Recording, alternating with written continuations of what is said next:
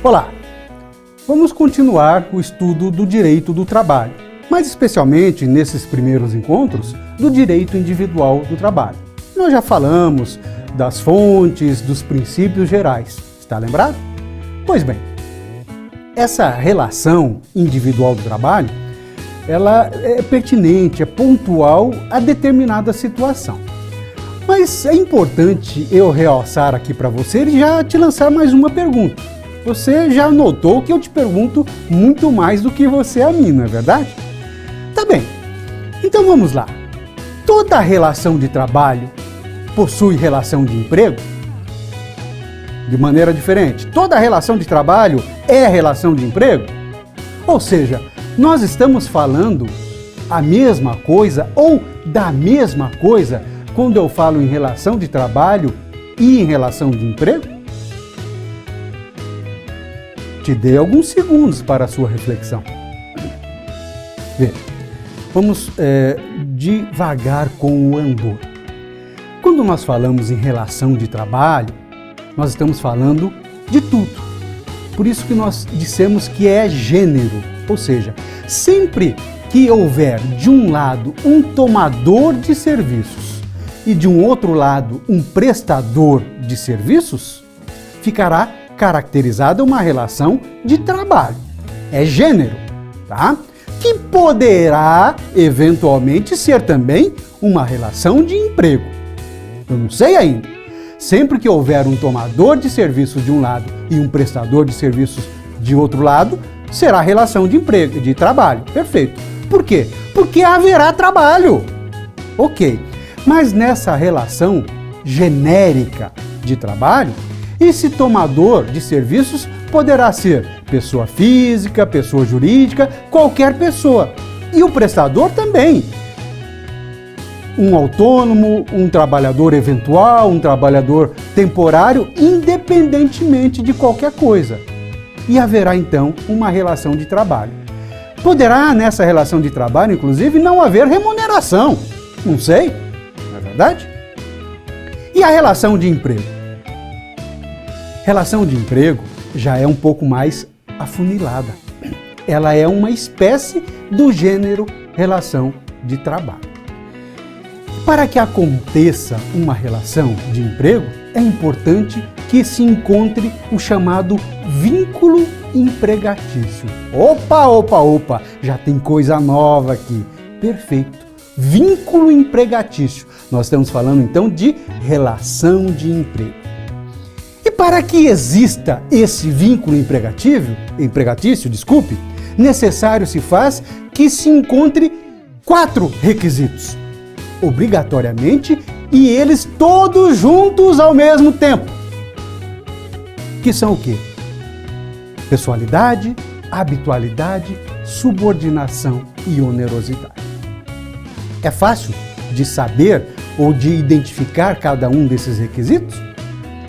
Penso que seja fácil, sim. Vamos lá. O que seria o requisito da pessoalidade? A relação de emprego é pessoal. Significa dizer que o empregado não pode se fazer substituir por outra pessoa. E aqui eu vou fazer sempre uma comparação, uma analogia com a relação de trabalho. Tá? Então, relação de trabalho, relação de emprego. A pessoalidade. Quando você contrata uma pessoa para te fazer um serviço autônomo, digamos assim, vai pintar a sua casa, você contrata uma pessoa lá que vai fazer, o seu João, não é? Mas o seu João, ele tem várias pessoas que trabalham com ele. Necessariamente teria que ser o seu João para fazer a pintura da sua casa, ou ele pode mandar o filho dele, o Joãozinho, o outro empregado, o Miguel e etc., pode, não haverá problema algum. Já na relação de emprego, quando o empregador contrata o seu empregado, o empregado não pode, por exemplo, num dia que esteja sem querer trabalhar, esteja doente, mandar a sua esposa, o seu esposo, o seu filho. Não dá. A relação há que ser pessoal. Habitualidade.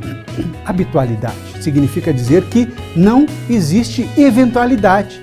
Desde que se firmou aquele contrato de trabalho, e por determinado tempo, por hora, etc., o empregado deve comparecer dentro do que foi estipulado para trabalhar. Nós temos, sim, já de longa data, um entendimento da jurisprudência, ou seja, dos tribunais, especialmente do TST, Tribunal Superior do Trabalho, de que superou 2 dias trabalhados na semana, já encontra-se habitualidade.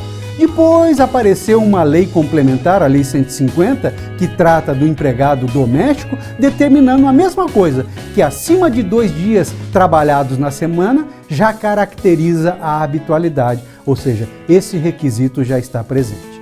Muito bem. Subordinação. Aqui é uma subordinação genérica, por isso é chamada de subordinação jurídica. Significa dizer que ao empregador, o empregado está subordinado, independente se ele conheça mais daquele tipo de trabalho ou não.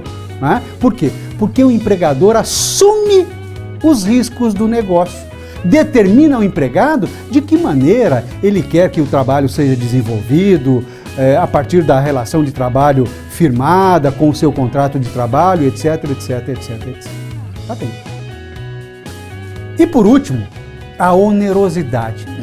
O que é esse ônus aqui? Esse ônus é o ônus do empregador. Eu sempre tenho dito assim, qual é o maior dos deveres do empregado na relação de emprego? Diga você para mim, qual é a maior das obrigações do empregado na relação de emprego? Opa, mas essa foi de pronto? Claro, prestar o trabalho, prestar o serviço. Muito bem. Existem outras tantas obrigações, mas o maior dever dele é esse. Agora, da parte do empregador, qual é o maior dever do empregador nessa relação de emprego? Claro, pagar o seu empregado. Esta é a onerosidade. Estando presentes todos esses requisitos, eu poderia afirmar que há uma relação de emprego? Quase isso. Mas, poxa, professor, agora você fez com que eu não compreendesse. Não, compreenda sim. Estando todos esses requisitos presentes, tem uma boa chance da relação de emprego estar configurada. Mas nós vamos encontrar alguns contratos, na realidade, em que esses requisitos estão presentes, mas não se trata de relação de emprego. Um exemplo aqui clássico, o contrato de estágio. Em um contrato de estágio, nós vamos encontrar os 4 requisitos, mas a própria lei especial que trata do estágio, ela diz que não configura, não fica caracterizado o vínculo empregatício. Então, quando nós encontrarmos esses 4 requisitos, nós poderemos, num primeiro momento, dizer, opa, aqui é a relação de emprego. Mas vamos verificar se não há uma legislação especial que diga o contrário. Se não tiver, pontualmente eu posso afirmar, aqui existe uma relação de emprego. E nessa relação, nós vamos encontrar 2 sujeitos. De um lado, o empregado e do outro lado, o empregador. Quem para você pode ser empregador nessa relação de emprego? Por mais que possamos pensar que é uma coisa ou é outra, a lei, ou seja, a CLT, no seu artigo 2º, ela determina quem é ou quem pode ser o empregador. Ela diz que é a pessoa física ou jurídica que assuma os riscos da atividade econômica, admitindo o pessoal e pagando os seus salários. Então, primeiro, é toda pessoa física ou jurídica. Eu posso entender aqui que qualquer pessoa pode ser caracterizado como empregador. Pessoa física ou pessoa jurídica. Perfeito? Mas é importante que eu traga o restinho ali que eu falei para você, assuma os riscos da atividade econômica e explicar um pouco mais para você, porque senão, só lendo dessa maneira, você pode entender que só o empresário pode ser considerado como empregador. Porque quem assume os riscos de uma atividade econômica, qualquer que seja ela, é chamado do quê? De empresário. Então só ele que poderia ser caracterizado como empregador? Não. Porque a própria lei, numa sequência natural desse artigo 2º, ela também traz para o entendimento outras pessoas que podem ser considerados como empregador, ou seja, qualquer pessoa, como por exemplo, instituições filantrópicas, qualquer associação. O empregado pode trabalhar, por exemplo, para um advogado? Pode. E um advogado? Eu, por exemplo, Silvano, eu poderia contratar alguém em meu nome e assinar a carteira de trabalho dele? Claro que sim. Eu, como advogado, eu não tenho atividade econômica. Inclusive, a advocacia é incompatível com atividade econômica.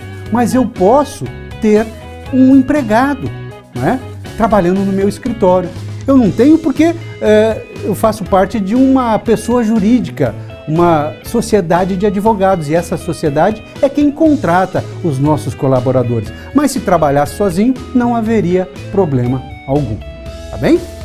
E o empregado, será que pode ser qualquer pessoa? Quando eu digo qualquer pessoa, aqui eu estou citando ou perguntando para você, pode ser pessoa física e pessoa jurídica, como o caso do empregador? Parece que não. O artigo 3º da CLT, um artigo seguinte, diz que empregado é a pessoa física que presta pessoalmente ao requisito da pessoalidade a outrem, ou seja, qualquer pessoa, serviços não eventuais, a habitualidade aqui presente, subordinados, novamente, a subordinação, e assalariados, aqui a onerosidade. Então veja, o próprio artigo 3º da CLT determina os requisitos da relação de emprego.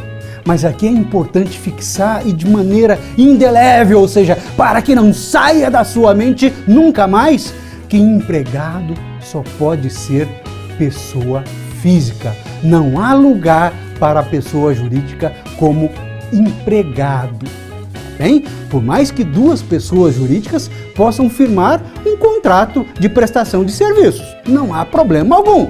Mas aqui não está se falando da relação de emprego.